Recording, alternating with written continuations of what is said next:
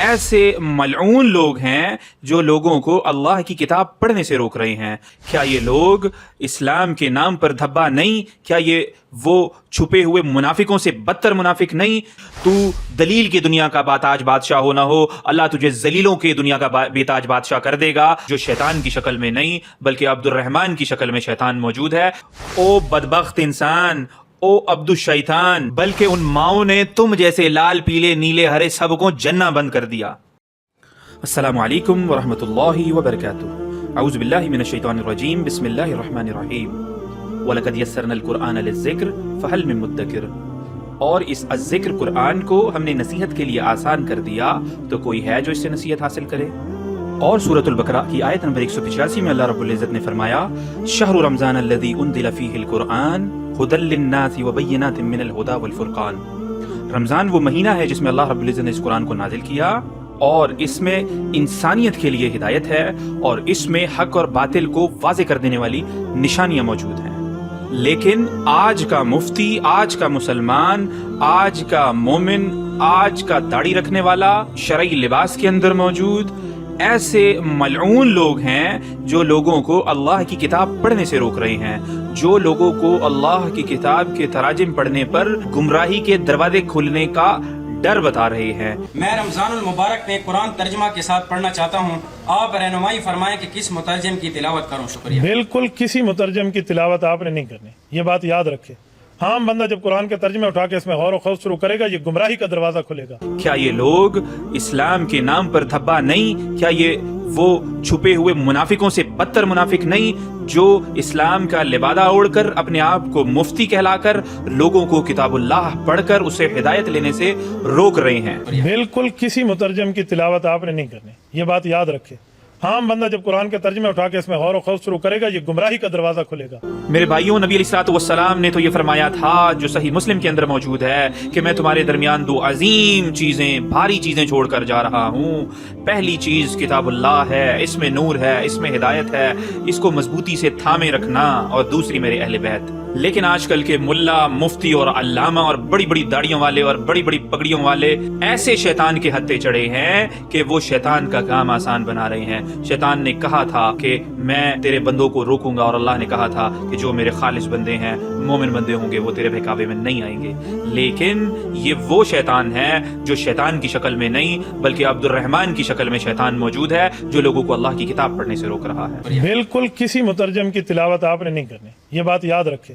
عام بندہ جب قرآن کے ترجمے اٹھا کے اس میں غور و خوض شروع کرے گا، یہ گمراہی کا دروازہ کھلے گا۔ قرآن تو کہے ھدی للناس ہوں، ھدی للناس ہوں، لوگوں کے لیے ہدایت ہوں، اور رسول اللہ صلی اللہ علیہ وسلم بروز قیامت یہ اللہ رب العزت سے شکایت لگائیں گے اور کہیں گے وقال الرسول یا رب انا قوم اتخذوا هذا القرآن مہجورا، میری اس قوم نے، میری اس امت نے کتاب اللہ کو پس پشت ڈال دیا تھا۔ یقیناً یہ شیطان کے معاون لوگ ہیں، اور اس روح زمین پر بدترین مخلوق ہیں، اور ملعون اور منافق قسم کے لوگ ہیں جو لوگوں کو، عوام الناس کو، اللہ کے بندوں کو اللہ کی کتاب پڑھنے سے روکتے ہیں۔ میرے بھائیوں، ایسے لوگوں سے بچ جائیں، ایسے لوگوں سے بچ جائیں۔ یقین جانیے، اس کتاب اللہ کو پڑھیں، دل دماغ کھول کر پڑھیں، اپنے عقلوں کو استعمال کریں جو اللہ نے دی ہے۔ سورہ انفال میں اللہ رب العزت نے فرمایا ہے ان شر الدواب عند اللہ، اللہ کے نزدیک بدترین مخلوق ہیں وہ صم البکم الذین لا یاکلون، گونگے ہیں، بہرے ہیں جو عقل استعمال نہیں کرتے۔ میرے بھائیوں، اپنے عقلوں کو استعمال کریں، نیک نیتی کے ساتھ کتاب اللہ سے اور اللہ کے رسول صلی اللہ علیہ وسلم کی سیرت اور زندگی سے، سنت سے لرن کرنے کی کوشش کریں۔ واللہ فرقے واریت کو چھوڑ دیں، اور ایسے منافقوں سے، ایسے ملعونوں سے، ایسے مفتی اور مفتوں سے اپنی جان چھڑا لیں، اور کتاب اللہ کو اپنا محور اور مرکز بنا لیں۔ بالکل کسی مترجم کی تلاوت آپ نے نہیں کرنی، یہ بات یاد رکھے۔ عام بندہ جب قرآن کے ترجمے اٹھا کے اس میں غور و خوض شروع کرے گا، یہ گمراہی کا دروازہ کھلے گا۔ کہتا ہے علماء دیوبند دلیل کی دنیا کے باتاج بادشاہ ہیں، اور اس دنیا میں کسی ماں نے وہ لال نہیں جنا جو علماء دیوبند کا دلیل کی میدان میں مقابلہ کر سکے۔ اور ہمارا اعلان ہے اس دھرتی پر کسی ماں کی کوکھ نے وہ بیٹا نہیں جنا جو علماء دیوبند کو دلائل میں پھنسا۔ علماء دیوبند دلیل کی دنیا کے باتاج بادشاہ ہیں۔ بے تاج کیا ہوتا ہے؟ باتاج بادشاہ۔ او بدبخت انسان، او عبدالشیطان، تو دلیل بھی تو دے نا کہ اللہ اور اس کے رسول صلی اللہ علیہ وسلم نے اس کتاب اللہ کو روکا ہے لوگوں کو پڑھنے کے لیے، جبکہ اللہ تو کہہ رہا ہے ہدی للناس ہے۔ اور تجھے یہ خبر ہی نہیں، تو یہ کہتا ہے کہ ماں نے وہ لال ہی نہیں جنا جو علماء دیوبند کا دلیل کی میدان میں مقابلہ کر سکے۔ ماں نے وہ لال جن بھی دیا اور وہ دلائل کے میدان میں تمہارا مقابلہ ہی نہیں کر رہا، بلکہ ان ماؤں نے تم جیسے لال پیلے نیلے ہرے سب کو جننا بند کر دیا۔ جو ڈینگے مارتے ہیں، جو عبدالشیطان کے بندے ہیں، وہ عبد الرحمن کے بندے نہیں ہیں، جو لوگوں کو اللہ کی کتاب پڑھنے سے روکتے ہیں۔ فکر نہ کر ملا، فکر نہ کر، یہ جو تو نے بات کی ہے نا کہ لوگ اس کو نہ پڑھیں اور اس سے گمراہی ہوگی، اس سے گمراہی پھیلے گی، تو دلیل کی دنیا کا باتاج بادشاہ ہو نہ ہو، اللہ تجھے ذلیلوں کی دنیا کا بےتاج بادشاہ کر دے گا اگر تو نے اللہ سے سچی توبہ نہ کی اور لوگوں کو اس ہدایت کی طرف جانے سے روکا۔ بالکل کسی مترجم کی تلاوت آپ نے نہیں کرنی، یہ بات یاد رکھے۔